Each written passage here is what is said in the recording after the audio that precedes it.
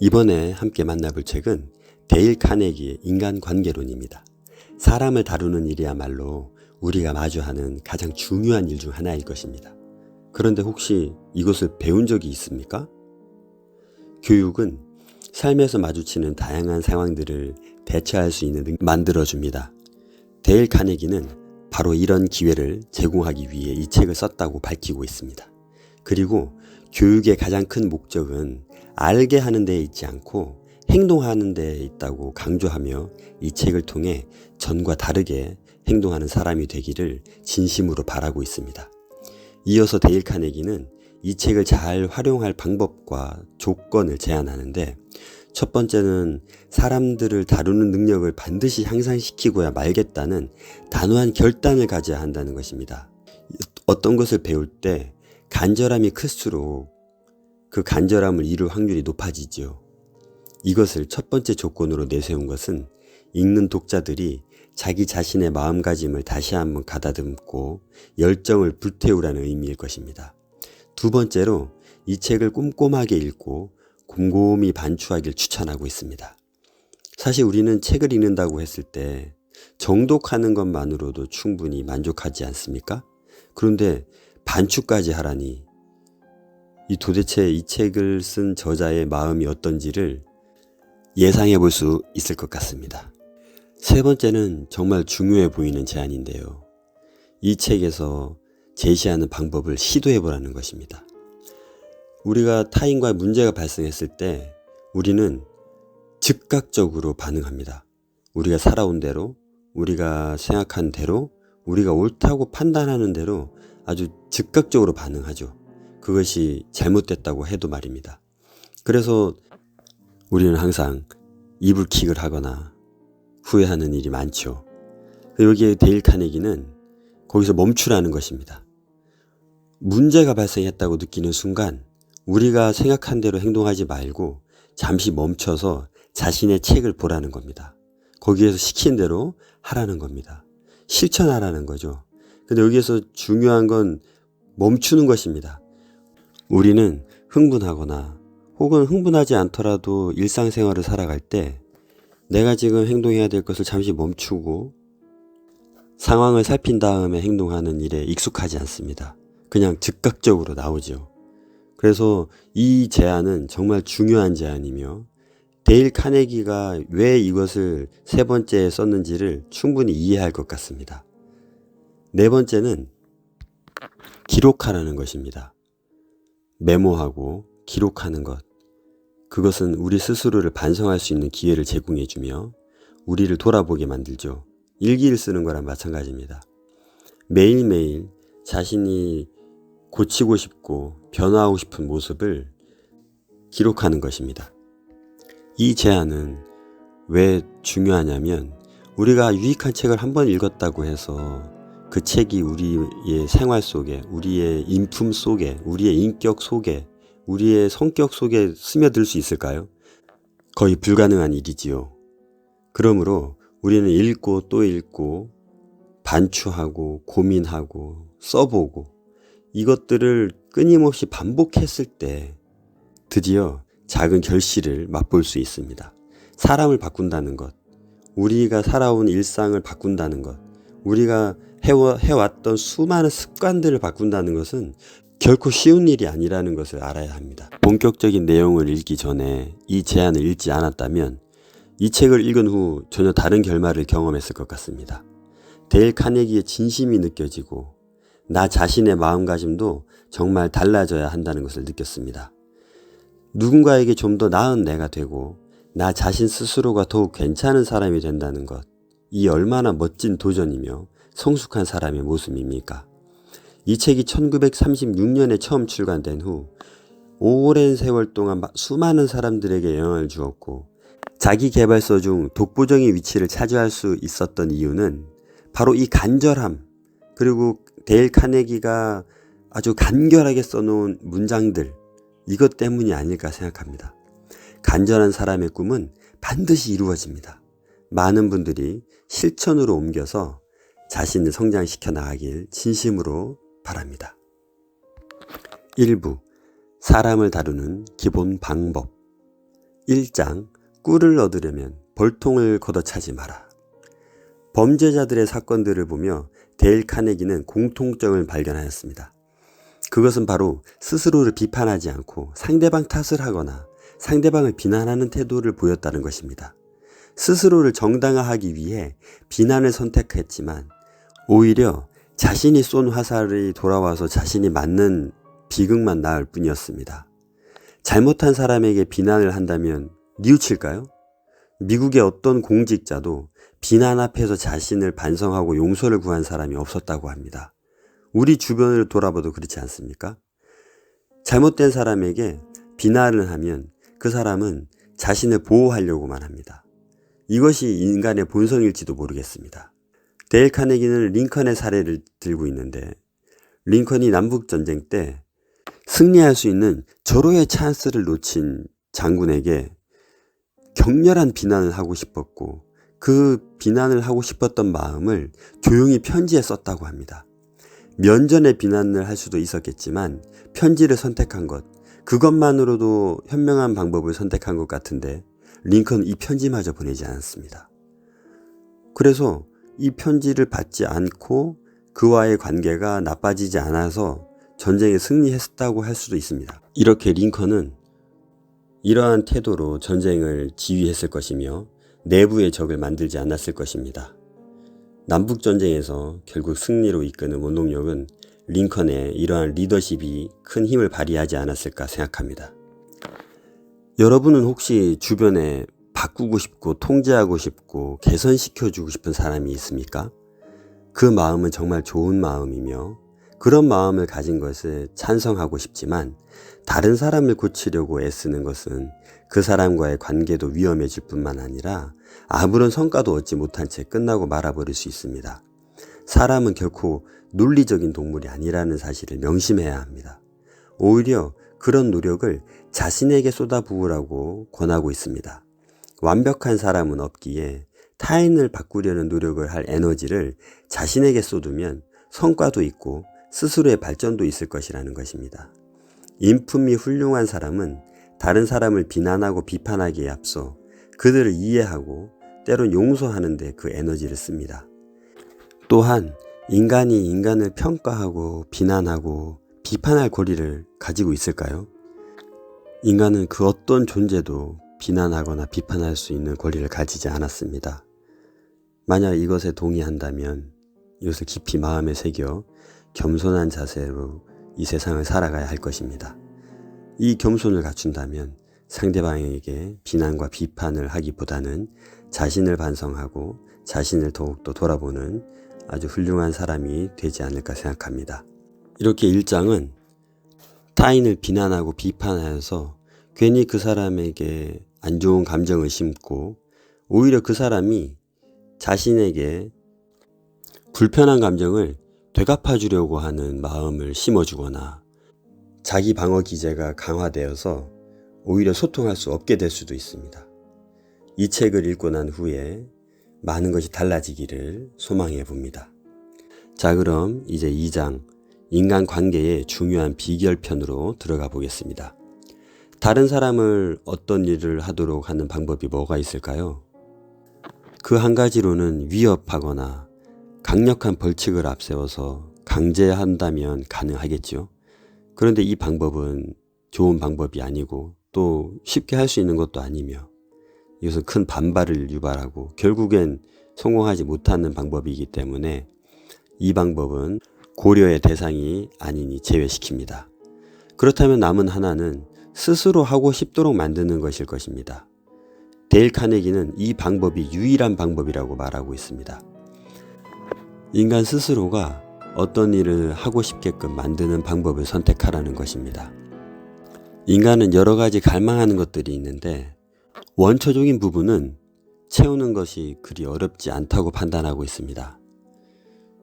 의식주, 행복, 건강한 사람이 되는 것은 아주 필수적인 것이지만 노력한다면 채울 수 있다고 보고 있습니다. 하지만 누군가에게 인정받는 사람이 된다는 것, 꼭 필요한 사람 취급을 받는다는 것은 나만의 노력으로 되는 것이 아니기 때문에 아주 어려운 것으로 데일 카네기는 판단하고 있습니다. 그렇기 때문에 이것을 잘 이용한다면 스스로가 어떠한 일을 최선을 다할 수 있도록 하게 만들 수 있다는 것입니다. 데일 카네기는 미국의 유명 인사들이 얼마나 자신이 유명해지고 인정받는 사람이 되고 싶어 하는지를 나열해 놓았는데 우리나라에도 이에 딱 맞는 격언이 있습니다. 호랑이는 죽어서 가죽을 남기고 사람은 죽어서 이름을 남긴다는 말이 있습니다. 우리나라의 유교 전통에는 명예를 목숨보다 소중히 여기는 문화가 뿌리 깊게 자리하고 있습니다. 심지어 남자는 자신을 알아봐주는 사람을 위해서는 목숨도 바친다는 말이 있습니다. 그러니 인간이 얼마나 인정받고 싶어 하는지를 잘 알 수 있을 것 같습니다. 사람은 어떠한 확실한 명분이 있다면 그 일을 최선을 다할 뿐 아니라 자신의 목숨까지도 바칩니다. 인간이 태어나서 왜 사는가, 나는 어떤 존재인가, 무엇을 위해 살 것인가, 어떤 일을 할 것인가에 대한 고민은 너무나 중요한 문제이며 나 자신에게 혹은 다른 사람에게 인정받는 일이라면 더욱 소중하다고 느끼는 것 같습니다. 그래서 데일 카네기는 다른 사람을 인정해주고 다른 사람에게 칭찬과 격려를 아끼지 말라고 합니다. 그런데 여기에서 중요한 점은 진심으로 우러나온 인정을 해야 한다는 것입니다. 사실 우리는 다른 사람이 나보다 잘하는 것, 나보다 뛰어난 것을 칭찬하는 데 서툽니다. 오히려 질투하거나 마음 상해하거나 그와 멀어지고 싶어하는 마음이 생깁니다. 이것을 극복하고 다른 사람의 훌륭한 점을 찾아 인정해주고 그를 칭찬해주고 격려해준다면 우리는 사람을 얻을 뿐 아니라 그 사람이 어떠한 일을 최선을 다해서 할 수 있도록 격려할 수 있습니다. 이렇게 진심으로 우러나오는 인정과 칭찬을 상대방이 할 수 있는 비결은 무엇일까요? 바로 겸손입니다. 우리는 많은 사람을 만나는데 그 만나는 사람마다 배울 점이 있고 나보다 나은 점이 있다는 것을 깨닫고 그것을 실천한다면 우리는 겸손을 장착할 수 있습니다. 겸손할 수 있다는 것입니다. 모든 사람들에게 배울 점이 있다는 것은 분명한 사실이며 이것을 인정하지 않는 사람이 오히려 어리석은 사람이 아닐까요? 이제 책 초반을 읽었는데 이 두 가지만 갖추어도 더 바랄 것이 없을 것 같습니다. 이런 사람이 된다는 것이 얼마나 어려운지 데일 카네기는 알고 있었습니다. 그래서 첫 장을 시작하기 전에 신신당부를 한 것입니다. 마음에 새기며 읽고 난 후에 반추하고 또 그것을 기록하고 이 노력을 수년간 지속하라는 것입니다. 이 책을 읽게 된 모든 분들이 포기하지 않고 한 단계 성장해가는 계기가 되기를 소망해 봅니다. 이제 1부 마지막 3장 상대방에게 욕구를 불러일으켜라 입니다. 상대방이 원하는 것을 파악하기 위해서는 상대방의 입장에서 생각하는 습관을 가져야 합니다. 상대방의 입장을 충분히 이해해야 무엇을 원하는지 알 수 있고 원하는 것을 알아야 내가 원하는 일을 능동적으로 할 수 있게 만들 수 있습니다. 데일 카네기는 3장에서 여러 예를 제시하며 설명합니다. 타인이 진정으로 원했던 것을 해결해줘서 타인 스스로가 최선을 다해 행동하게 만들었다는 것입니다. 타인이 원하는 것을 항상 고려하는 습관은 정말 좋으며 모든 사람이 이 습관을 가지고 있고 이것이 인격이 되고 인품이 된다면 사회는 더욱 아름답고 행복해질 것이 분명합니다. 우리에게는 아주 익숙한 사자성어가 있습니다. 바로 역지사지입니다. 3장에서 데일 카네기가 제시한 역지사지는 1장과 2장에서 좋은 인간관계를 위해 제시한 것과는 결이 좀 다른 것 같습니다. 타인의 행동의 의미를 이해한다는 것은 불가능에 가깝지 않은 일일 수도 있기 때문입니다. 10길 물속은 알아도 1길 사람 속은 모른다는 말이 있습니다. 인간은 서로를 속이고 속으면서 살아갑니다. 어떤 사람을 한 번 만나고 가늠해보고 보고서를 작성한 후 한 달을 또 만나본 후에 보고서를 써보고 1년 그리고 10년 각각 다 다른 보고서를 많이 쓴다면 같은 사람인데도 전혀 다른 보고서가 작성될 것입니다. 왜냐하면 사람은 너무나 복합적이고 다양한 면을 가지고 있기 때문에 한 사람이 어떤 사람인지를 평가하는 것이 쉽지 않습니다. 그리고 그 사람이 그 순간에 한 행동이 무의식 속에서 나온 행동인지 아니면 스트레스를 받아서 나온 행동인지 오랜 습관인지 살아온 가정 문화인지 우리가 다 그것을 알 수가 없습니다. 그걸 알려면 그 사람을 상당히 오랜 기간 연구해야 되고 알아봐야 합니다. 타인을 이해하려고 노력하고 그가 원하는 것이 무엇인지 고민해야 하는 것은 진심으로 동의하고 우린 그런 사람이 되기 위해 노력해야 합니다. 우리는 우리 자신도 제대로 알지 못하며 살아가는 것은 아닐까요? 누군가를 완벽하게 이해한다는 것은 불가능해 보이기는 합니다. 그러므로 타인을 이해할 때에는 더욱더 신중해야 할 것이며 나의 판단이 무조건 옳다고 확신해서는 안 될 것입니다.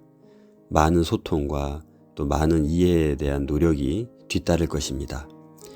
이 부분을 명확하게 감안하고 타인을 최대한 이해하려고 노력하는 삶은 반드시 지향하기는 해야 합니다. 타인을 이해하려고 노력하는 것을 멈추지 않는다면 타인을 이해하는 폭의 범위도 넓어질 것이며 탁월한 성과를 낼 것입니다. 그리고 우리는 그런 사람들을 만나며 살아가고 있기도 합니다. 유독 다른 사람들과 잘 어울리거나 동생들을 잘 케어하는 사람이 있습니다. 선배와 후배, 동기들과 잘 지내는 사람이 분명히 있습니다. 그리고 섬기는 리더십이 뛰어난 사람들, 우리는 주변에서 얼마든지 찾을 수 있으며 그런 사람들과 함께 살아가고 있습니다. 그들이 완벽하지 않다 하더라도 우리는 충분히 존경할 만한 사람들을 보고 있으며 그들과 함께 살아가고 있으니 우리도 최소한 그런 사람이 될 수 있다는 것입니다. 공감하는 능력이 뛰어난 사람들이 사회에 많다면 이 사회는 더욱더 좋은 사회가 될 것입니다. 타인을 이해하는 능력이 뛰어난 사람들이 공직자에 많이 선출되고 그들이 나라를 이끌고 또 그런 사람들이 사회 곳곳에 위치한다면 이 사회는 정말 살기 좋은 사회가 될 수밖에 없을 것입니다. 많은 사람들이 지금 내 옆에 있는 사람, 또 내 주변에 있는 사람들을 잘 이해하려는 노력을 멈추지 않기를 소망하며 1부를 마칩니다. 데일 카네기 인간관계론 2부 사람들이 당신을 좋아하도록 만드는 6가지 방법 1장 어디서든 환영받는 사람이 되는 방법 데일 카네기가 사람들이 나를 좋아하게 만드는 방법 중 첫 번째로 언급한 것은 타인에게 진심으로 관심을 보이라는 것입니다. 그리고는 재미있는 예를 한 가지 들고 있는데 그 주인공은 바로 강아지입니다. 닭은 달걀을 낳고 자신을 내어주며 사람들의 관심을 받고 소도 우유와 노동력을 제공하고 고기를 줍니다. 돼지도 엄청난 번식력으로 우리에게 많은 고기를 제공하죠. 하지만 그들은 겨우 먹을 사료를 제공받으며 평생 우리에 갇혀 생활하기도 합니다. 그러나 강아지를 보십시오. 강아지는 인간에게 물리적인 어떠한 것을 제공하지는 않습니다. 그저 당신에게 꼬리를 흔들고 달려와 안기는 데 최선을 다하죠. 그런데 강아지가 받는 혜택은 대단합니다. 주인의 침대에서 같이 잠도 자고 옷도 입어보고 고급 간식도 먹습니다. 산책은 기본이며 목욕과 미용 혜택까지 받습니다. 어떨 땐 사람보다도 안락한 삶을 살기도 하는데 이런 최고의 혜택을 누리는 이유가 무엇일까요? 그렇습니다. 바로 인간에게 진심으로 관심을 보이기 때문입니다. 오죽하면 사람보다 개가 낫다는 말까지 있겠습니까? 나의 실수도 용납해주고 언제나 항상 나를 반겨주는 유일한 존재입니다. 인간 간의 소통 그 수준만큼은 못 미치겠지만 교감하고 감정을 교류하고 눈치 빠르게 행동하는 것은 정말 놀랍습니다. 그래서 인간의 마음까지 치유해 주기도 합니다. 그러니 강아지는 우리에게 굉장히 고마운 존재가 되는 것이지요. 데일 카네기가 강아지를 예로 들은 것은 아주 적절했다고 봅니다. 강아지는 우리에게 먼저 관심을 보여줍니다. 우리의 반응과 우리의 어떠한 태도에 상관없이 우리를 향해 꼬리 쳐주고 우리를 관심 가져줍니다. 그런데 놀라운 일이 발생합니다. 강아지가 우리에게 준 관심 때문에 우리의 마음이 열리고 그 후에는 역전이 되어서 우리가 더 강아지를 사랑하게 되고 그들이 필요를 채워주게 됩니다. 자, 이제 데일 카네기가 우리에게 어떤 것을 전달하려고 하는지 감이 좀 오시나요? 정말 중요한 대목입니다. 인간은 누군가에게 관심받고 싶어 하고 인정받고 싶어 하며 그 에너지로 살아갈 수 있는 존재입니다. 강아지가 아무것도 준 적 없는데 우리에게 먼저 관심을 보였고 그 강아지의 관심이 계속 반복되다 보니 우리가 마음의 문이 열렸듯이 사람을 우리가 그렇게 대한다면 이런 효과가 나타날 것이라는 겁니다. 상대방이 우리에게 어떠한 반응을 하고 어떠한 오해를 하든 우리는 계속 그에게 관심을 가져주고 그에게 호감을 표현하는 것입니다. 데일 카네기는 이 책 한 페이지의 일부 공간을 할애해서 다른 사람이 당신에게 관심을 가져야 되는 이유를 써보라고 합니다. 실제 책 페이지의 공간이 제공하고 있는데 잠시 고민하다가 기록할 수가 없었습니다. 타인이 나에게 관심을 가져야 하는 이유?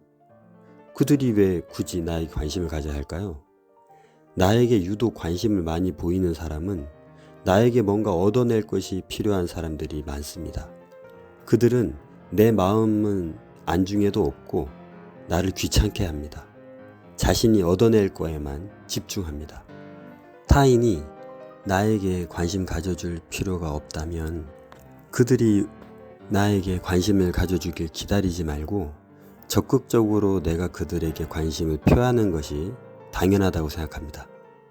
루즈벨트 대통령도 자신 곁에서 돕는 모든 이들의 이름을 기억해서 불러주었다고 하고 성공한 많은 사람들이 타인에게 깊은 애정과 관심을 보여 그 성공한 자의 삶을 살 수 있었다고 데일 카네기는 예를 들고 있습니다.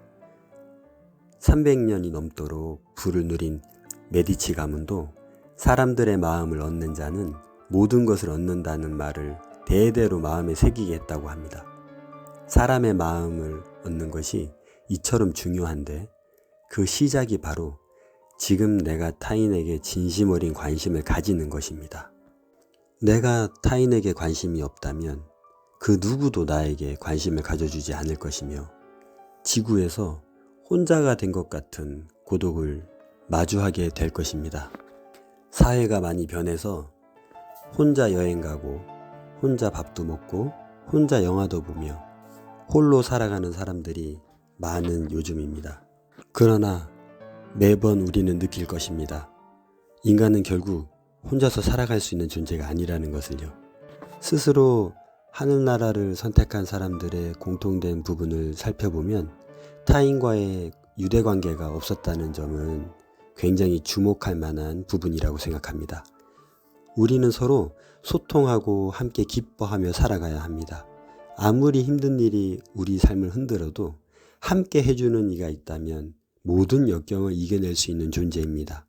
서로가 서로에게 위로자가 되어줄 수 있는 것이지요. 이제 그 누구를 위해서도 아닌 자신을 위해서라도 타인에게 깊은 관심을 가져보면 어떨까요? 데일 카네기가 이것을 권면했기 때문이 아니라 우리가 이성적으로 판단하고 합리적으로 이것이 옳다고 생각해서 실천하는 것입니다. 오늘 누군가는 생일일 수도 있고요. 또 나의 소식을 기다리는 사람이 있을 수도 있고요. 나의 작은 관심이 큰 힘이 될 사람들이 있을 것입니다. 그들에게 따뜻한 손을 한번 내밀어 보시지요. 2장, 좋은 인상을 주는 간단한 방법. 데일 카네기는 우리가 쉽게 인식하지 못하지만 아주 중요한 사실 한 가지를 말해주며 2장을 시작합니다. 우리가 타인에게 어떻게 보이느냐 하는 것입니다. 40이 되면 얼굴에 책임을 져야 한다는 말이 있을 만큼 우리의 얼굴은 우리의 마음을 그대로 드러내며 우리의 삶을 함축하고 있습니다. 수백만 년 동안 우리의 얼굴은 진화를 거듭하여 많은 정보를 전달하는 데 용이한 기능들을 갖추게 되었습니다. 얼굴은 43개의 근육으로 이루어져 있으며 이 근육들이 감정을 잘 표현하는 데 사용됩니다.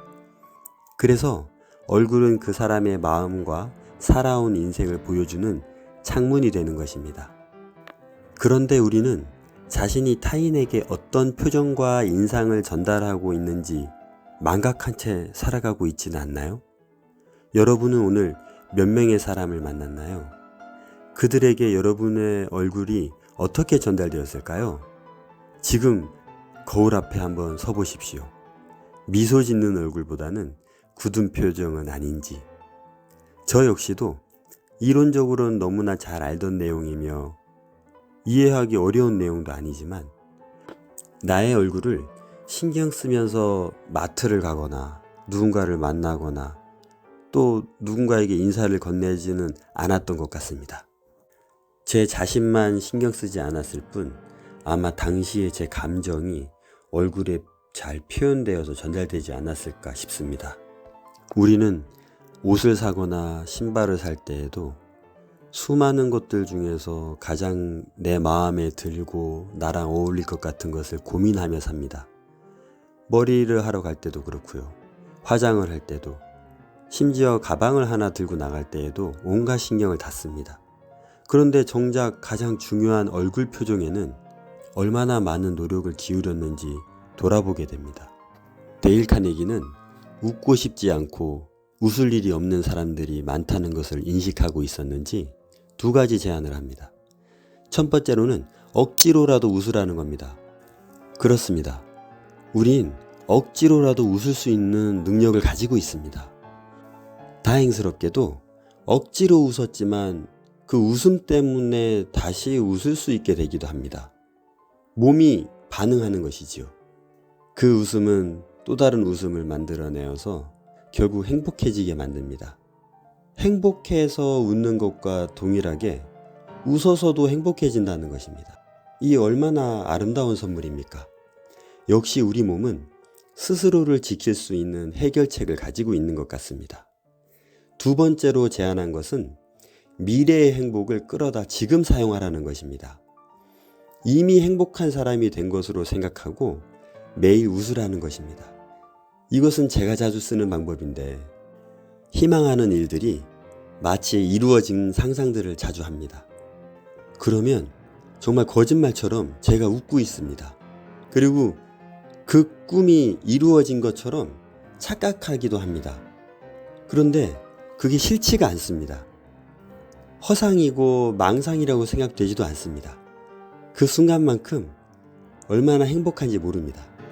셰익스피어는 본질적으로 좋고 나쁜 것은 없다고 했습니다. 우리의 생각이 그것을 좋게 하거나 혹은 나쁘게 만든다는 것입니다. 링컨은 대부분의 사람들이 자신이 마음 먹은 만큼만 행복해진다고 느꼈다고 합니다. 데일 카네기는 미소야말로 우리가 가장 투자할 만한 것이라고 말하고 있습니다. 돈이 들지 않습니다. 그런데 미소가 우리를 부자로 만들어준다는 것입니다. 이것보다 더 훌륭한 투자가 어디 있겠습니까? 행복한 삶으로 인도해주고 우리에게 많은 것을 가져다 줄 수 있는 미소를 가지는데 최선을 다할 필요가 있다고 생각합니다. 이렇게 데일 카네기는 2장에서 미소를 담은 얼굴을 위해 웃으라고 조언합니다. 웃을 일이 많지 않아 억지로 웃어야 할 때가 많겠지만 노력하다 보면 웃음을 불러올 것입니다. 3장 상대방의 이름을 기억하라. 타인의 이름을 기억하기 위해 노력해 보신 적이 있나요? 저는 외우기 위해 노력한 적이 많지는 않은데 자신의 이름을 기억해 주지 못한 저에게 아쉬운 표현을 했던 사람들이 기억이 좀 납니다. 지금 돌아보면 그때 조금 더 신경을 썼어야 했나 하는 후회가 됩니다. 3장에서는 바로 상대방의 이름을 기억하기 위해 노력하라는 조언을 하고 있습니다. 우리는 이름을 기억하는 것이 어떤 의미를 가지는지 충분히 짚고 넘어가야 될 것 같습니다. 일부에서 말한 것처럼 인간은 인정받는 것을 정말로 소중히 여깁니다. 그렇기에 자신의 정체성을 대표하는 이름을 누군가가 기억해주고 불러주는 것에 큰 의미를 부여합니다. 이름을 외우는 것이 사소한 일이라고 치부할 수 있지만 타인은 여러분이 자신의 이름을 외워서 불러주는 것에 깊은 감명을 받는다는 것입니다. 데일 카네기는 상대방의 이름은 그에게 있어서 모든 말 중에서 가장 달콤하고 중요한 말로 들린다는 점을 명심하라고 조언합니다. 우리도 인생을 살면서 누군가가 자신의 이름을 기억해서 불러주는 것에 감동받은 적이 있었을 것이며 여러분이 누군가의 이름을 기억해서 불러줬는데 생각보다 큰 감명을 받은 경우를 경험한 적이 있을 것입니다. 그만큼 나의 존재를 기억하려고 노력해 준 것에 대한 감동은 인간의 본능인 것 같습니다. 간단한 조언이지만 아주 중요하고 명료하며 생각보다 놓치지 말아야 될 부분을 데일 카네기는 3장에서 우리에게 실천하라고 말하고 있습니다. 4장 대화를 잘하는 손쉬운 방법. 대화를 잘하기 위해 무엇을 해야 할까요? 지금 바로 떠오르는 것이 무엇인가요? 이번 4장에서는 경청에 대한 이야기로 가득합니다. 어느 파티에 초대돼서 갔을 때의 이야기를 들려주고 있습니다. 식물학자를 만났는데 그 식물학자의 이야기를 파티가 끝날 때까지 들어주게 되었다는 것입니다. 그런데 그 식물학자가 훗날에 데일 카네기가 대화를 정말 잘하는 사람이라고 말했다는 것입니다. 데일 카네기는 당시에 그저 공감해주고 추임새를 넣어줬을 뿐 3시간 넘게 식물학자가 대부분의 말을 했다고 합니다. 그런데 상대방은 데일 카네기가 잘 들어줬다고 기억하지 않고 대화를 잘하는 사람으로 기억하고 있다는 것입니다. 또 한 가지 예를 살펴보면 회사에 불만이 큰 고객이 회사를 고소하고 언론에 편지를 써서 사회적으로 시끄럽게 한 일이 있었다고 합니다. 그때 분쟁에 탁월한 제법 높은 위치의 사람이 투입되었다고 합니다. 그 사람은 불만으로 가득 찬 고객을 수차례 만났고 결국 고객은 고소를 취하하였고 일이 잘 마무리되었다고 합니다. 회사 측 사람들은 어떤 마법을 쓴 것일까 궁금했고 훗날 그에게 찾아가서 어떻게 했는지 물어봤다고 합니다. 분쟁을 조율하러 갔던 사람은 처음 만났을 때에도 고소한 고객의 입장을 들어주었고 2번째 만났을 때에도 그의 마음을 헤아려 주는 데에만 집중했다고 합니다. 회사의 입장과 변명을 늘어놓기보다 고객의 입장에서 불만이 있었던 내용들을 차근차근 들어주었고 문제를 해결할 수 있도록 도와주겠다는 마음을 전했다고 합니다. 이렇게 성공한 사례를 듣다 보면 별일 아닌 것 같지만 사실은 굉장히 어려운 일이지요. 요즘 전화상에서 욕설을 하거나 안 좋은 언행을 보여서 고객을 상담하는 분들이 정말 많은 어려움을 겪고 있습니다. 하지만 불평과 불만으로 가득 찬 사람을 다루는 유일한 방법이 그 사람의 감정을 헤아려주고 이해해주는 것 말고는 무엇이 있을까요? 명 MC의 조건도 초대 손님의 말을 잘 들어주는 것이 아닐까요? 사람은 자신의 이야기에 주목하고 자신의 이야기를 경청해 줄 때 자신이 소중한 존재가 되었음을 느낍니다. 1장부터 지속적으로 관통하는 것이 한 가지 있는데 그것이 바로 인간은 소중한 존재라는 것을 느끼기를 간절히 원하고 갈급해한다는 것입니다. 이 부분을 데일 카네기는 놓치지 않고 계속 강조하고 있습니다. 누군가와 대화를 나눌 때 자신의 이야기를 하고 싶어서 상대방의 말을 자를 때도 있고 상대방이 말을 하고 있는데 자신이 다음에 해야 될 이야기를 생각하느라 귀를 기울이지 않는 사람들도 많습니다. 그렇기 때문에 상대방의 이야기를 잘 들어주는 사람이 정말로 소중한 사람이 될 것입니다. 여기서 한 가지만 짚고 넘어가겠습니다. 우리는 누군가의 이야기를 정성껏 경청하며 살고 있을까요? 데일 카네기는 이것이 손쉬운 방법이라고 제목을 달아놓았는데 경청이 결코 쉬운 일이 아닌 것 같습니다.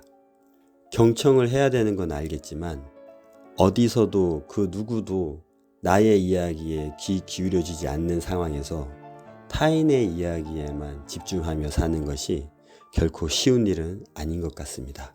게다가 했던 말을 계속 반복하는 사람도 있고 주제를 벗어나 장황하게 이야기를 늘어놓는 사람도 있고 무슨 말을 하는지 모르게 횡설수설하는 사람들도 있습니다. 이런 사람들을 편안하게 경청해 준다는 것이 얼마나 어려운 일입니까?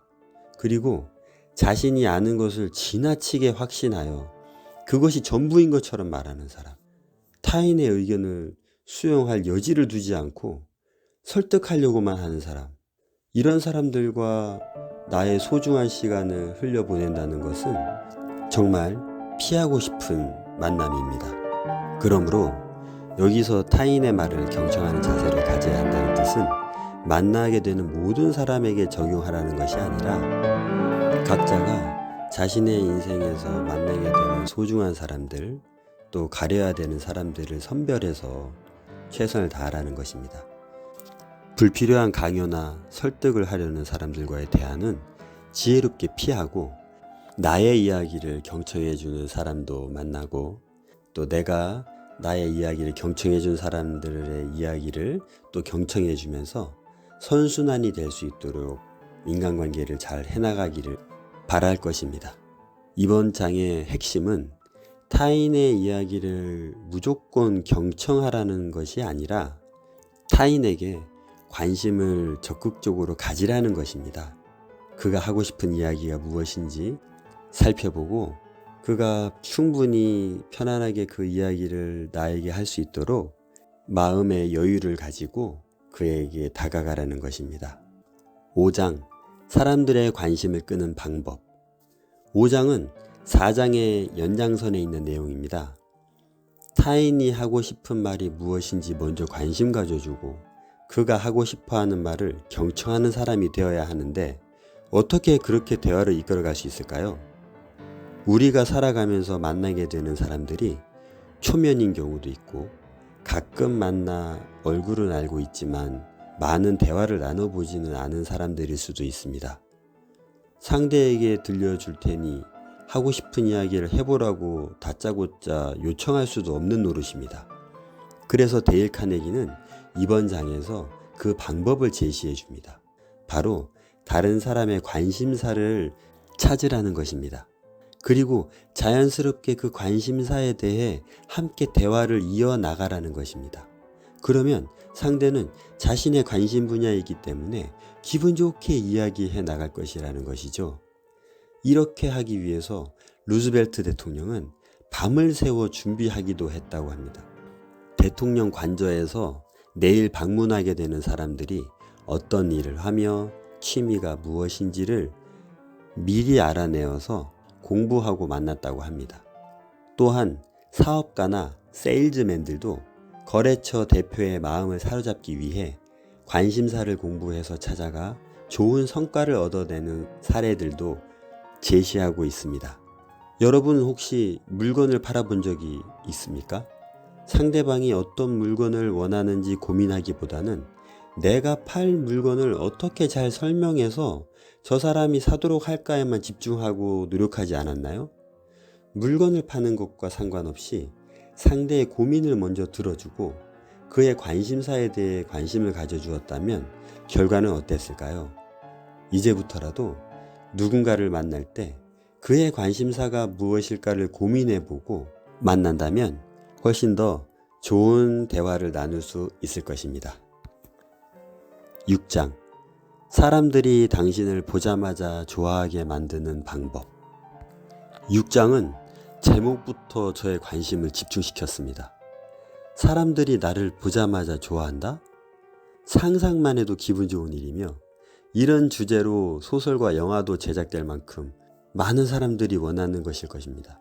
이런 마법 같은 일들이 정말 일어났으면 얼마나 좋을까요?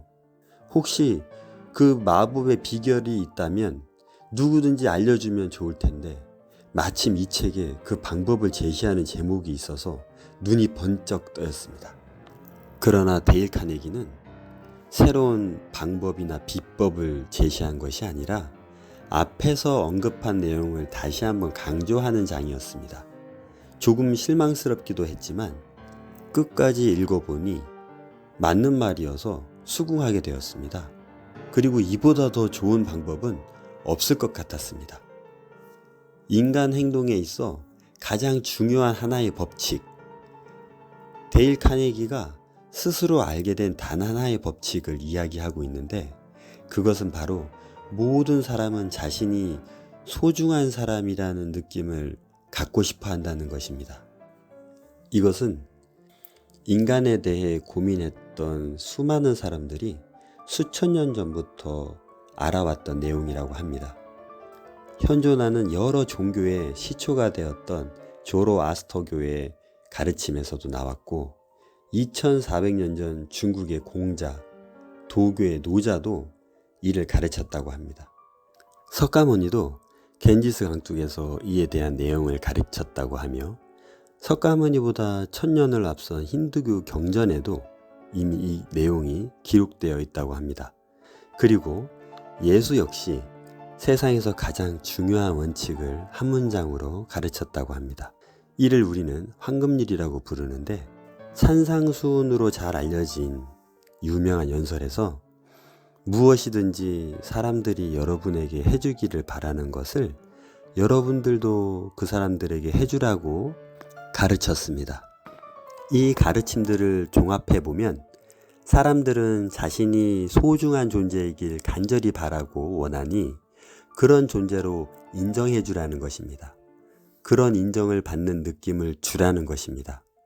그리고 일부에서 언급한 에머슨의 말을 기억하라고 합니다. 내가 만나는 모든 사람은 어떤 부분에서든 나보다 나은 사람들이고 그들에게 배울 점이 있다는 것입니다. 가식과 거짓으로 위장하여 상대방에게 당신이 소중한 존재라는 것을 부각시키라는 것이 아니라 실제로 인간은 완벽하거나 완전한 존재일 수 없기 때문에 당연히 겸손해야 하며 그 마음은 진실되어야 한다는 것입니다. 모든 사람은 각자 소중한 존재임에 틀림이 없으며 그 누구와도 비교할 수 없을 만큼 소중한 존재입니다. 자신 스스로의 자존감을 낮춰서 상대에게 굽신거리는 것이 아니라 나 스스로도 세상에서 가장 소중한 존재인 만큼 타인도 그러한 존재라는 것을 인정해 주라는 것입니다. 여러분은 지금까지 살아오면서 타인을 이렇게 소중한 존재로 대해본 적이 있나요? 소중한 존재라는 인식을 가지고 대하면 그의 관심사에 귀를 기울일 수밖에 없게 되며 그가 하고 싶어하는 말을 경청하게 될 것입니다. 만나는 사람들에게 이런 생각을 가지고 행동하고 말해본 적이 있습니까? 데일 카네기는 성공을 위한 조언을 한 것 같지만 사실은 인간의 내면을 아주 단단히 다스리고 그 위에 아주 훌륭한 성품을 쌓으라고 조언하고 있는 것 같습니다. 어쩌면 우리가 그토록 원하는 성공은 우리 자신의 성품이 정말로 훌륭해지는 것인지도 모르겠습니다. 성품이 훌륭해졌더니 사회적으로도 성공하게 되는 것, 바로 그 원리를 데일 카네기는 우리에게 설명해주고 있는 것 같습니다. 오늘 하루 소중한 사람에게 마음을 전하는 것을 실천해 보시기를 바라고 웃는 모습을 위해서 미소 한번 지어 보시면 좋을 것 같습니다. 데일 카네기 인간관계론 3부를 시작합니다. 사람들을 설득하는 12가지 방법. 1장 논쟁을 피하라. 살면서 논쟁을 해보지 않은 사람은 없겠지요? 상대방이 내가 알고 있는 사실과 다른 것을 말하거나 주장하면 바로잡아주고 싶은 마음이 하늘을 찌릅니다.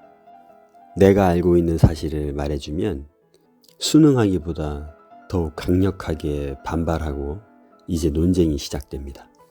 한번 논쟁이 시작되면 세상 그 누구도 관심 없는 우리들만의 대결 속으로 온몸을 던져 뛰어듭니다.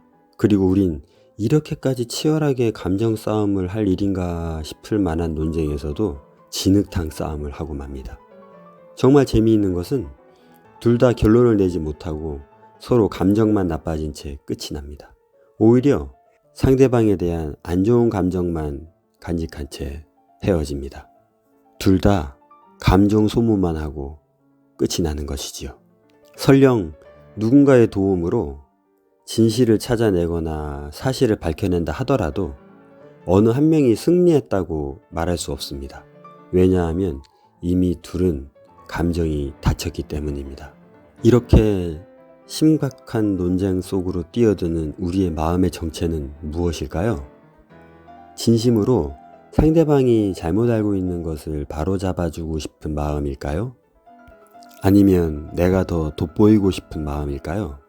어떤 마음에서 시작되었든 그 끝은 아름다운 결말을 맺지 못합니다. 벤자민 프랭클린은 논쟁하고 지지 않으려 애쓰고 반박을 하면 때로는 승리를 얻을 수는 있지만 상대를 잃은 공허한 승리만을 남길 것이라고 했습니다. 논쟁으로는 상대를 이길 수 없다는 것을 우리는 반드시 인지하고 살아가야 합니다. 그리고 내가 아는 것 또한 틀릴 수 있다는 사실을 명심해야 합니다. 정말 세상이 끝날 것처럼 치열하게 논쟁을 펼쳤었는데 시간이 지나고 돌아보면 나의 주장이 틀렸던 경험들도 있었을 것입니다. 그럴 땐 정말 쥐구멍이라도 있으면 들어가고 싶은 심정을 느낍니다. 여기서 데일 카네기는 아주 좋은 예를 들어주고 있습니다. 한 신문 기사에 실린 기사를 옮겨 놓았는데 제가 잠깐 읽어드리겠습니다. 그는 옳았다. 정말 옳았다. 그가 사는 동안만. 이제 그는 죽었고 그는 틀렸다. 정말 한 인간을 잘 표현한 것 같습니다. 인간은 우리의 생각보다 현명하지 못하며 우리가 기대하는 것만큼 탁월하지 못합니다. 우리는 살아가면서 수많은 사람들과 인간관계를 형성하는데 여러 다양한 사람들을 만나고 다양한 상황에 놓이기 마련입니다.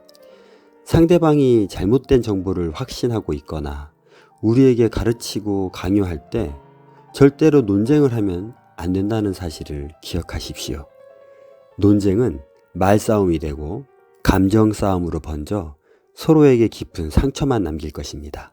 그러므로 다른 사람의 마음을 먼저 살피고 다치지 않게 말하는 노력을 해야 합니다. 이것을 미리 배우지 못하고 알지 못해서 저도 3살 어린 동생과 자주 논쟁을 벌이곤 했었습니다. 논쟁은 싸움으로까지 커지기도 했었죠. 지금 그 논쟁들의 주제들은 기억조차 나지 않습니다. 그러나 서로에게 화를 내고 싸운 장면은 생생하게 기억에 남겨져 있기도 합니다.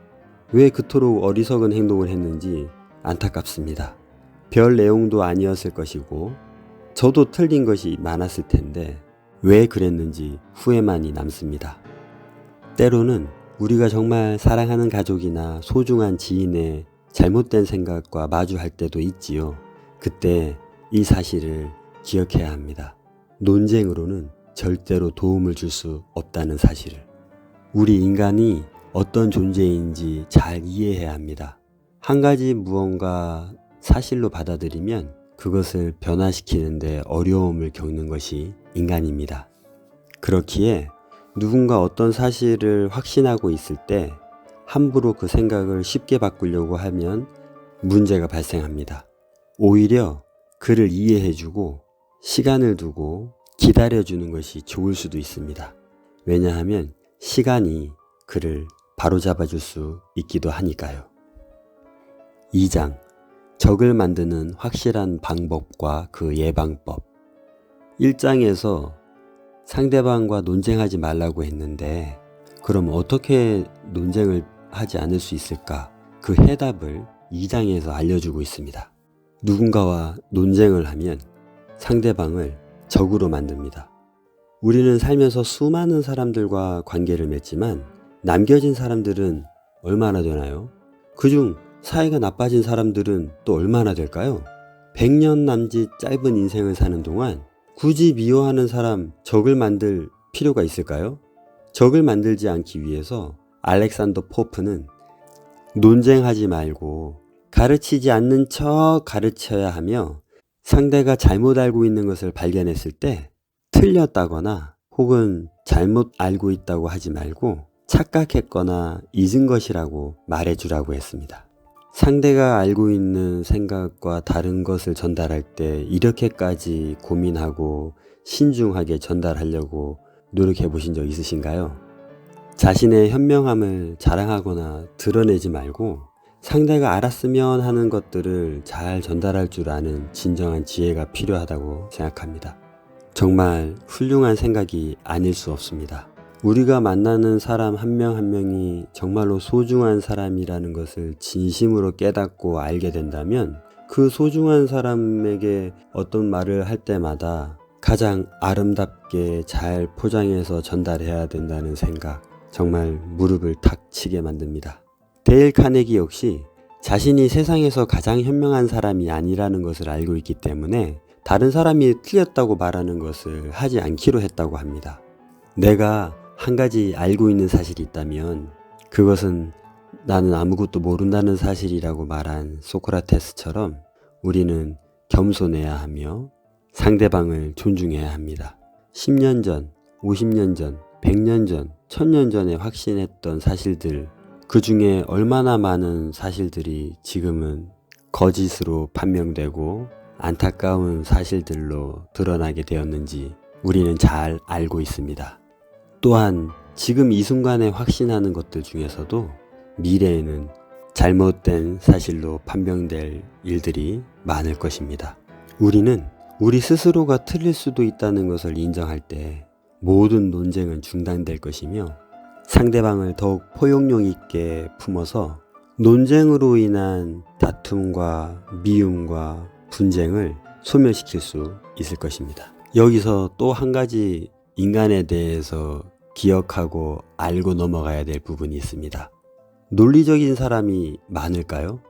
우리 자신을 포함한 대부분의 사람들은 자신이 아는 것을 의지하고 자신이 아는 것이 전부라고 생각하는 편견으로 가득 찬 채 살아가고 있습니다. 한번 믿게 된 종교를 쉽게 바꾸는 사람은 없습니다. 종교뿐만 아니라 어떠한 이념과 신념, 성격도 바꾸려고 하지 않습니다. 시간이 지날수록 그 마음들은 더욱 견고해지고 완강해질 뿐입니다. 재미있는 것은 우리가 무언가를 믿게 되는 것을 살펴보면 전부 우연히 그리고 우리의 의지와는 상관없이 접하게 되고 우리 안에 자리 잡는데 그것을 확신한 채 살아간다는 것입니다. 부서질 수는 있어도 변화하지는 않는 것, 어쩌면 그것이 우리의 마음일지도 모릅니다. 이것을 누군가 바꾸려고 한다면 모든 것을 바쳐서라도 저항할 것입니다. 사람이란 이런 존재입니다. 이런 사람들을 그럼 어떻게 대해야 할까요? 벤저민 프랭클린도 젊었을 때에는 다른 사람들의 마음에 상처를 주는 가시를 품은 채 구제불능이라는 말까지 들었다고 합니다. 그러나 그의 훌륭한 면모는 이런 비판을 수용하고 자신을 변화시키는 데 모든 에너지를 쏟았다는 것입니다. 누군가 잘못 알고 있거나 틀린 부분을 말한다 하더라도 상대방을 흥분시키는 말이나 혹은 틀렸다는 표정까지도 짓지 않았다고 합니다. 처음에는 타고난 성향과 성품 때문에 이렇게 한다는 것이 쉽지 않았지만 포기하지 않고 노력한 끝에 점점 달라졌다고 합니다. 이렇게 적을 만들지 않을 수 있는 유일한 방법은 다른 사람의 의견을 존중하고 어떠한 일이 있어도 상대방이 틀렸다고 그 앞에서 말하지 않는 것입니다. 그리고 그런 뉘앙스도 주지 않는 것입니다. 이것이 어려운 일일까요? 우리는 왜 우리 앞에 있는 사람의 말을 고쳐줘야 하며 다른 사람의 사고방식이나 신념을 바꿔야 한다고 생각할까요? 정말 불필요한 오지랖일 뿐입니다. 여기서 데일 카네기는 우리가 논쟁의 불구덩이 속으로 뛰어드는 이유에 대해서 또 다른 한 가지 예를 들고 있습니다. 목재를 다루는 사람이 목재를 검수하는 담당관의 오류와 어리석음으로 난처한 상황에 놓였습니다. 새로 부임한 목재 검수관은 목재에 대해서 무지했습니다. 목재에 대해서 잘 알지도 못하면서 불량이라고 말하고 시간을 끌면서 목재를 운반하는 사람의 상황을 난처하게 만들었습니다. 그 순간 목재를 운반하는 사람은 자신의 생계에 피해를 입히는 검수관을 향해서 화를 내며 비난의 말을 섞어 소리쳤습니다. 검수관은 어떻게 반응했을까요?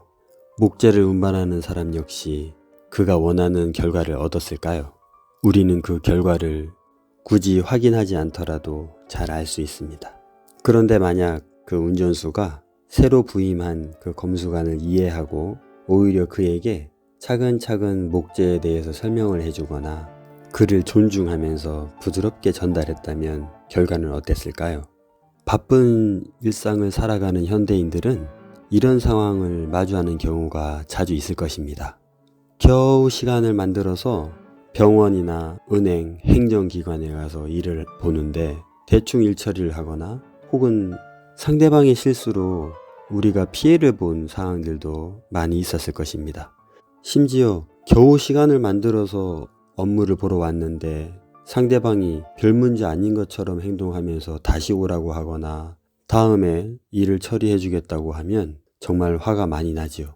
우리는 평정심을 유지하기 어렵게 됩니다. 그렇기 때문에 데일 카네기의 조언과 부탁을 우리는 다시 한번 상기해 봅니다. 이 책의 목표는 이해하게 만드는 것이 아니라 실천하게 만드는 것에 있다는 것입니다. 쉽지 않은 것이며 고치기 어렵기 때문에 읽고 또 읽고 반추하고 메모하고 가지고 다니면서 유사한 사항이 발생하게 되면 꺼내어 읽어보라고 했습니다. 훌륭한 모습이라는 것을 알지만 우리가 일상 속에서 실천할 수 있는 것은 또 다른 문제입니다. 너무 어렵다고 포기하지 마시고 꼭 시도해 보시고 노력해 보시기를 바랍니다. 그럼 한 걸음씩 성장하는 여러분의 모습을 경험하실 수 있을 것이며 적을 만들지 않을 것이며 그 노력은 기적과 같은 아름다운 결실을 여러분들에게 선사할 수 있을 것입니다. 3장 틀렸다면 인정하라. 상대방이 틀린 것에는 관대하고 자신이 틀린 것에는 정확하게 인정하라는 것입니다. 우리는 우리가 틀렸다는 것을 바로 알고 파악하는 것도 쉽지 않지만 틀렸다는 것을 알게 된 이후에 그것을 인정하는 것은 더욱 어려운 것 같습니다. 내가 얘기했던 것이 틀렸다는 것을 알았을 때 그것을 인정한다고 해서 다른 사람들이 나를 비하하거나 무시하지 않을 텐데 우리는 그것을 숨기고 맙니다. 자신의 잘못을 인정한다는 것은 왜 이렇게 어려운 것일까요?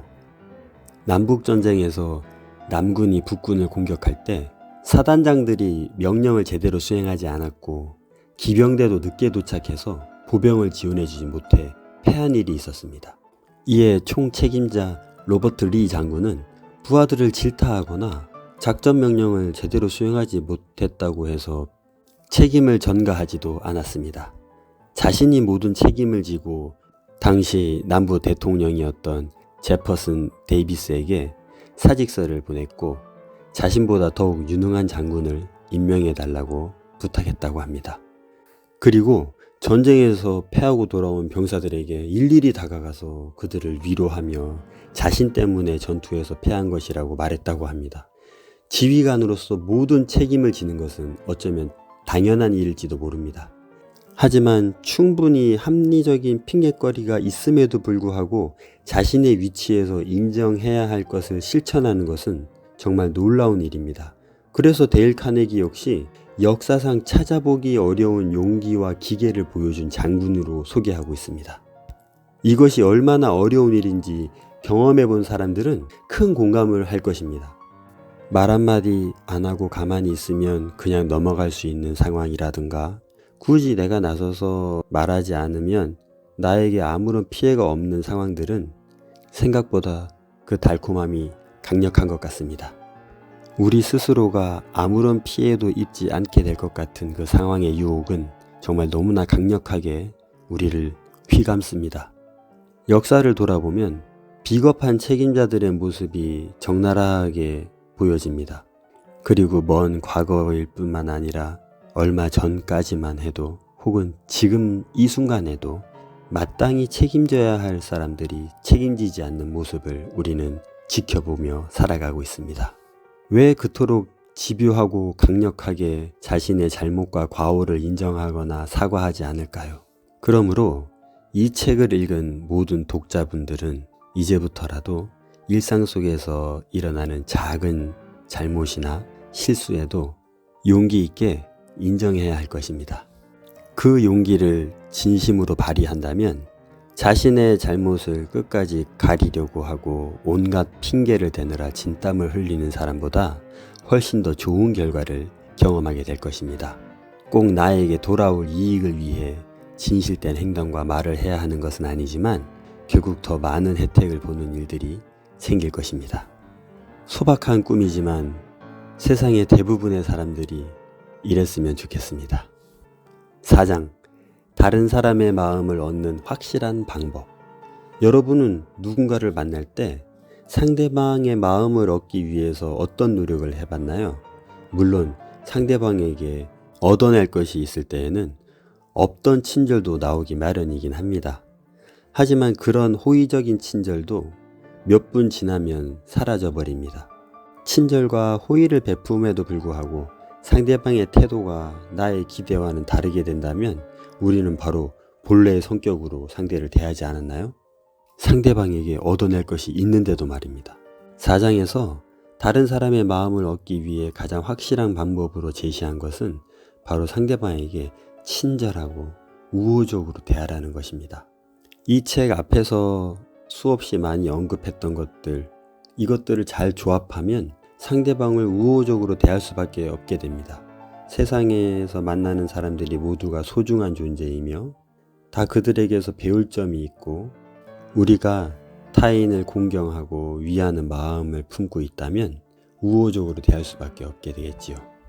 상대방의 말에 귀 기울여주고 상대를 먼저 걱정해주고 상대에게 좋은 인상을 주기 위해서 항상 미소를 잃지 말며 상대방의 이름을 기억하고 그가 관심 가지고 있는 것에 대해서 관심을 가져주고 그와 논쟁하지 않으며 친절하게 대한다면 우리는 그 누구와도 아주 친한 친구가 될 수 있으며 사람들은 여러분을 우호적으로 대할 것입니다. 오늘 여러분이 만난 사람들에게 여러분은 얼마나 우호적으로 대했나요? 타인을 우호적으로 대하는 것이 몸에 완전히 익숙해지기 전까지는 인식하지 못한 채 살아갈 것입니다. 하지만 시작해 보십시오. 만나는 사람마다 우호적으로 대하려고 노력하고 이것을 계속 인식하고 살아간다면 어느 순간에는 그런 다짐을 하지 않더라도 당신은 누군가에게 우호적인 사람으로 살아가고 있을 것입니다. 그리고 우리는 그런 사람들이 늘어나면 우호적인 사람들을 자주 만나게 될 것이며 이 사회는 좀 더 행복한 사회가 되지 않을까 생각합니다. 5장, 소크라테스의 비결. 사람들이 처음 누군가를 만났을 때 관심 없는 척을 하거나 약간 경계하거나 혹은 무시하는 사람들, 그 사람들은 왜 그렇게 할까요? 그 이유는 나 자신이 그만큼 중요한 사람이라는 느낌을 가지고 싶어하는 행동에서 나오는 것일지도 모릅니다. 데일 카네기가 계속 강조하고 있는 중요한 핵심 가운데 하나이죠. 바로 인간은 스스로가 중요한 사람 취급을 받기를 간절히 원한다는 것입니다. 그렇기 때문에 상대방에게 당신이 틀렸다고 말하는 것은 심각한 상황으로 만들어갈 확률이 높아집니다. 이 시점에서 데일 카네기는 또 다른 좋은 예를 제시하고 있습니다. 소크라테스의 문답법이라고 불리는 그의 방법은 상대방으로 하여금 동의를 할 수밖에 없는 질문을 던지는 것이었습니다. 제가 소크라테스 문답법의 한 예를 여러분께 들려드리겠습니다. 소크라테스가 트라시마코스라는 청년과 대화를 나눕니다. 자네는 정의라는 것이 대체 무엇이라고 생각하는가? 강자의 이익이 곧 정의라고 볼 수 있습니다. 강자도 당연히 사람이지? 당연하죠. 그렇다면 강자도 실수를 범하겠군? 네, 그렇죠. 그러면 강자의 실수, 잘못된 행동도 정의라고 볼 수 있나? 청년은 할 말을 잃고 맙니다. 이렇게 상대방을 설득할 때 상대방의 의견을 직접적으로 비판하지 말고 우회적으로 동의를 이끌어내 그의 의견을 공감하도록 만드는 방법입니다. 정말 놀랍지 않을 수 없습니다. 어느 누가 더 좋은 결과를 이끌어낼 수 있는데 이 방법을 사용하고 싶지 않을까요? 이 놀라운 소크라테스의 비결을 사용하기가 쉽지 않지만 상대방을 비난하거나 비판하지 말고 상대방이 동의할 수 있는 질문을 찾고 그 질문을 던지려고 노력한다면 조금씩 나아질 수는 있을 것 같습니다. 그리고 언젠가는 상대방의 마음에 날카로운 가시를 던지는 일은 없을 것 같습니다. 소크라테스처럼 멋지게 타인의 동의를 얻어낼 수는 없겠지만 상대방의 마음을 아프게 하는 사람은 되지 않을 테니 그것만으로도 멋진 성공이 아닐까요? 모두가 노력했으면 좋겠습니다. 6장 불평을 처리하는 안전 밸브. 대부분의 사람들은 다른 사람들이 자신의 생각에 동의하게 만들려고 할 때 지나치게 말을 많이 합니다. 결과적으로는 동의를 이끌어내지도 못하고 값비싼 에너지만 낭비하는 과오를 범하고 말죠. 또한 상대방이 나와 다른 말을 하거나 나의 말을 잘못 이해한 것 같을 때 그 답답함을 이기지 못하고 상대방의 말을 잘라버리고 자신의 이야기를 합니다. 나의 생각과 의견을 빨리 전달하고 싶어서 안달이 난 사람처럼 행동합니다. 그러나 바로 그 순간 필요한 건 인내심입니다. 프랑스의 철학자 프랑수아는 적을 원한다면 다른 사람들보다 뛰어난 사람이 되고 친구를 원한다면 다른 사람들이 자신보다 뛰어나게 만들어주라고 했습니다. 조금은 부끄러운 인간의 본성이지만 우리는 우리 자신보다 뛰어난 사람을 존경하기도 하지만 사실은 질투도 많이 느끼고 미워하기까지 합니다. 오히려 나보다 못한 사람들과 있을 때 우월감에 휩싸여 더 행복해합니다. 독일 속담엔 이런 말도 있습니다. 순수한 기쁨은 우리가 부러워한 사람들이 불행해질 때 느끼게 되는 사악한 기쁨이다. 조금 소름 끼치기도 하지만 사실인 것 같습니다. 그러므로 우리는 타인 앞에서 겸손해야 하며 상대방을 존중하기 때문에 그 소중한 사람의 감정을 충분히 이해하고 느낄 수 있도록 도와줘야 합니다. 그리고 상대방이 더 많은 말을 할 수 있도록 우리가 권하고 인내심을 가지고 들어줄 때 그런 배려를 받은 상대방이 오히려 우리의 말을 공감해주고 우리의 말에 동의할 수 있는 확률이 높아집니다. 타인과 어떤 문제가 발생했나요? 혹은 불평을 처리해야 되나요? 그렇다면 인내심을 가지십시오. 그것이 여러분을 지키는 안전 밸브가 될 것입니다. 7장 협조를 얻는 방법. 우리는 살아가면서 누군가의 도움이 필요하거나 협조가 필요할 때가 있습니다. 그럴 때 어떻게 하시나요? 사람들은 누구나 지시를 받고 행동하기보다는 자신이 원하는 대로 행동하고 싶어 합니다. 바로 이 점을 충분히 이용하고 이해하라는 것이 데일 카네기가 제시하는 방법입니다. 회사 직원들에게 일을 지시하기보다는 당신이 회사를 위해서 어떤 일을 하겠는가라고 질문했을 때 더 성실히 하겠다는 답변이 나온다고 합니다.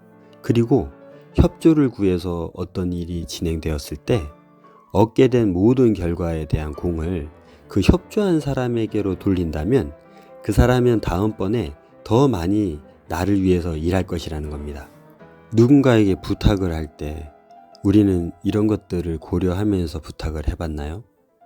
인생을 혼자 살아갈 수 없기 때문에 반드시 누군가의 도움을 필요로 하는 순간이 올 것입니다.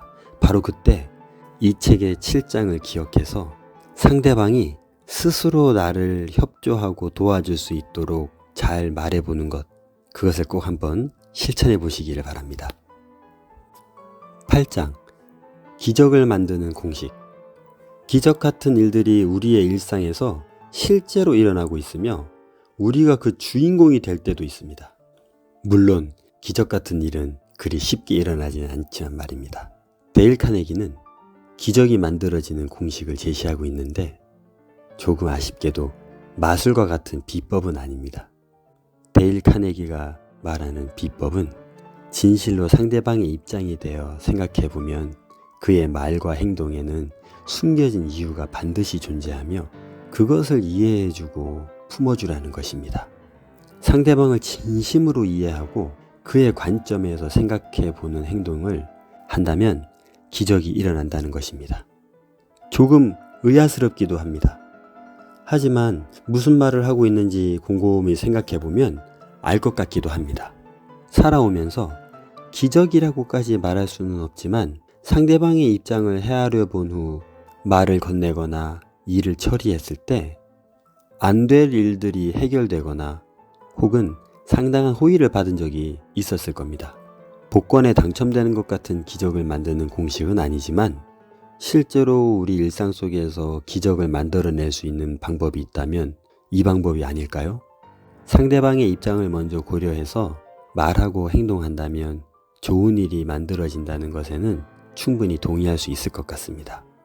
그리고 그 결과는 작은 기적일지도 모릅니다. 9장, 모든 사람이 원하는 것. 데일 카네기는 9장에서도 아주 재미있는 주문을 제시합니다. 바로 기적을 만드는 주문입니다. 논쟁을 멈추고 적대감을 없애고 선의를 조장하는 마법의 주문이 있다면 얼마나 좋을까요? 이 주문을 알고 싶은 이들에게 자신 있게 제시하는 것이 있습니다. 자, 한번 들어보세요. 당신처럼 생각하는 것이 당연합니다.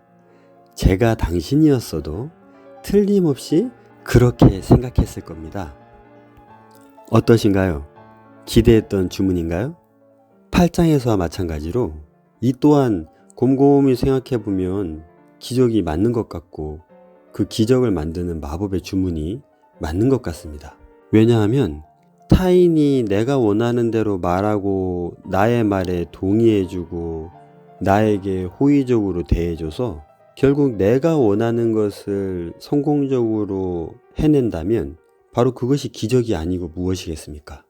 과거를 돌아보면 상대방의 마음을 깊이 헤아려주고 공감해줬을 때 상대방이 진심으로 고마워했던 적이 많았던 것 같습니다.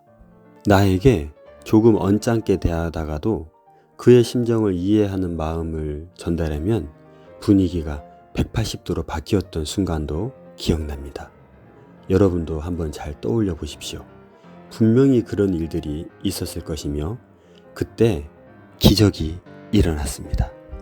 데일 카네기는 화가 나 있고 완고한 태도를 취하며 터무니없는 이야기를 늘어놓는 사람과 조우하게 될 때 그와 대적하지 말고 그의 마음을 먼저 공감해주면 기적이 일어난다고 말하고 있습니다. 자신의 감정을 앞세워서 방어적으로 대하거나 혹은 동일하게 똑같이 대응한다면 더 큰 화를 부를 뿐 아니라 어떠한 문제도 해결되지 않고 오히려 피해만 입을 것이라는 겁니다. 우리에게 화를 내거나 완고한 태도를 취하고 터무니없는 이야기를 하는 사람들에게 오히려 동정을 표하며 그들의 마음을 감싸 안아주라는 것입니다. 상대방의 마음을 공감해 주는 것이야말로 우리 자신을 위해서 할 수 있는 가장 지혜로운 방법이라고 말하고 있습니다. 아주 적절한 예를 잘 드는 데일 카네기답게 여기서도 아주 흥미로운 예를 들고 있습니다. 스타가 된 사람들을 다루는 것이 얼마나 어려운 일인지 우리는 경험해 보지 않았지만 마치 경험이라도 한 것처럼 잘 알고 있지 않나요? 그런 스타들을 관리했던 매니저에 관한 이야기입니다. 솔로몬 휴락이라고 하는 매니저는 20년 동안 세계적인 아티스트들과 일했다고 합니다. 괴팍하고 이상하며 신경질적인 스타들도 많았는데 그들은 우월감에 휩싸여 있었고 이기심이 가득했다고 합니다. 솔로몬 휴락은 어떻게 그들과 20년 동안 일을 할 수 있었을까요? 그의 대답은 공감해주고 공감해줬으며 더 많이 공감해줬다고 합니다. 그들이 어떠한 말을 하고 행동을 해도 그들의 입장을 대변해 주었고 그들의 마음을 이해하는 것처럼 노력했다고 합니다. 그 결과 어떠한 심각한 상황이 벌어져도 모든 사건들이 부드럽게 해결될 수 있었고 그는 그들과 함께 20년 동안 편안하게 일할 수 있었다고 합니다. 그의 재능이었을까요? 아니면 타고난 성품이었을까요? 놀라울 따름입니다. 아서 게이츠 박사는 그의 교육 심리학에서 인간은 모두 공감을 갈망하고 자신이 경험한 불행과 슬픔에 대한 자기 연민은 보편적이라는 것을 말하고 싶어 한다고 합니다. 실제로 우리는 누군가가 진심으로 우리들의 일에 공감해주면 세상을 얻은 것 같은 기쁨을 느끼지 않습니까?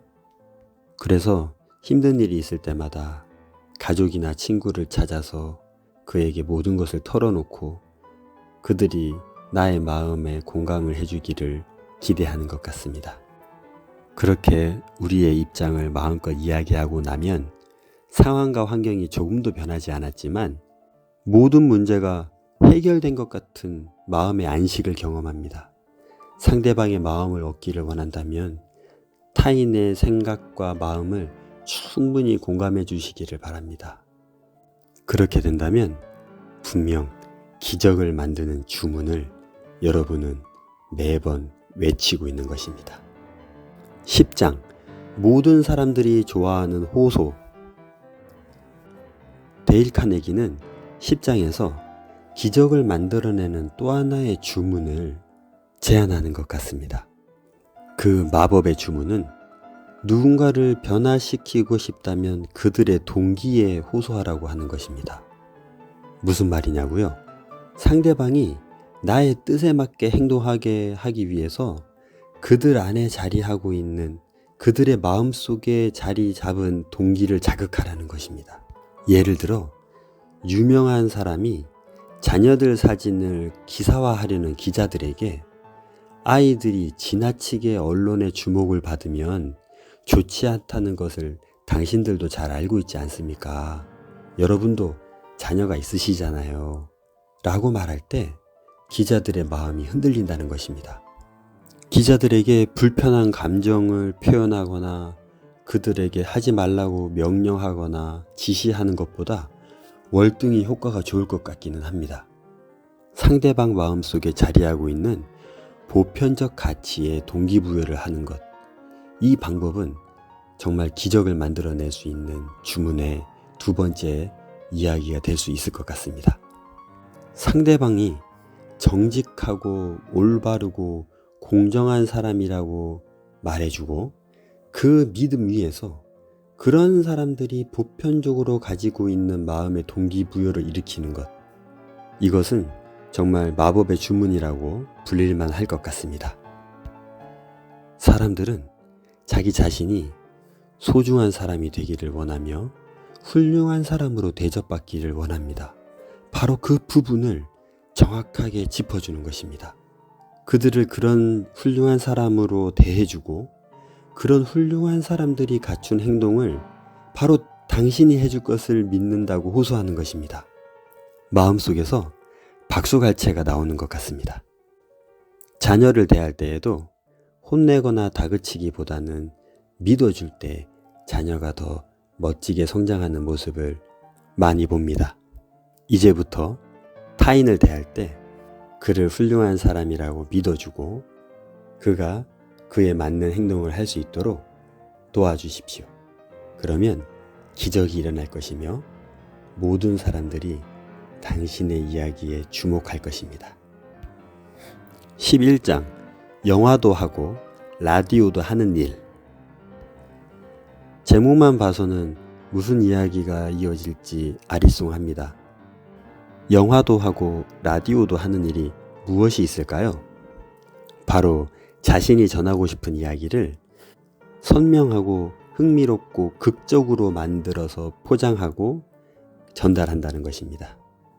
쇼맨십도 최대한 활용해서 극적으로 전달해야 관심을 받을 수 있다는 것입니다. 그렇습니다. 같은 이야기라도 더 재미있게 해주는 사람이 분명히 있습니다. 남들보다 발표를 더 잘하는 사람도 있고요. 더 흥미진진하게 이야기를 해주는 사람이 있습니다. 그런 능력을 갖춘 사람들이 있습니다. 상대방을 설득하고 상대방이 나의 마음에 공감하기를 원한다면 이 방법을 틀림없이 사용해 보십시오. 그러면 자신이 전달하고자 하는 이야기를 좀 더 극적으로 표현할 방법을 고민하고 준비한 만큼 좋은 결과가 있을 것입니다. 12장 어떤 것도 통하지 않을 때 시도해보는 최후의 수단. 사람을 설득하는 12가지 방법 열심히 달려왔는데 이제 마지막 12장입니다. 그리고 제목 또한 최후의 수단입니다. 데일 카네기는 무엇을 최후의 수단으로 내놓았을까요? 그것은 바로 다른 사람보다 뛰어나고 싶어하는 인간의 욕망과 투쟁심을 자극하라는 것입니다. 우리는 다른 사람들보다 뛰어나서 자신을 돋보이고 싶어하는 욕망이 감춰져 있고 그 욕망은 아주 강합니다. 그것이 자신을 좀 더 소중한 존재라고 느끼게 해주기 때문입니다. 그래서 대결을 하고 시합을 하며 하다못해 고함 지르기, 파이 많이 먹기 대회 같은 것까지 합니다. 인간은 자신의 가치를 증명할 기회를 얻고 싶어하고 그 기회를 놓치고 싶어 하지 않습니다.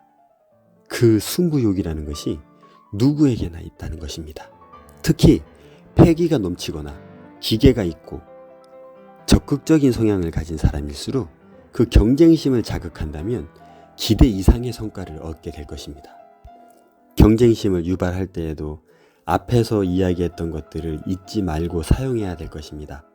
그가 스스로 한다는 느낌을 가질 수 있도록 격려하고 그가 선택할 수 있도록 조언하며 끊임없이 당신이 소중한 존재라는 느낌을 가질 수 있도록 해야 할 것입니다. 이상으로 데일 카네기가 사람들을 설득하는 12가지 방법을 확인해 보았습니다. 이런 사람이 된다면 당장 리더가 되어야 될 것 같고 그 누구를 만나도 나의 사람으로 만들 수 있을 것 같습니다. 이해가 된 것과 실천하는 것은 전혀 다른 문제이기에 쉽지 않을 것 같습니다. 하지만 조금씩 매일 연습하고 마음에 담아둔다면 분명히 훌륭한 사람으로 성장할 것이며 그에 합당한 성공도 뒤따라올 것이라고 믿습니다. 성공을 떠나서 인간으로서 가치 있는 도전이라고 생각하며 어쩌면 우리가 반드시 노력해야 될 부분인지도 모르겠습니다. 오늘 하루도 행복하고 좋은 시간 보내시고 다음 4부에서 만나겠습니다. 행복하세요.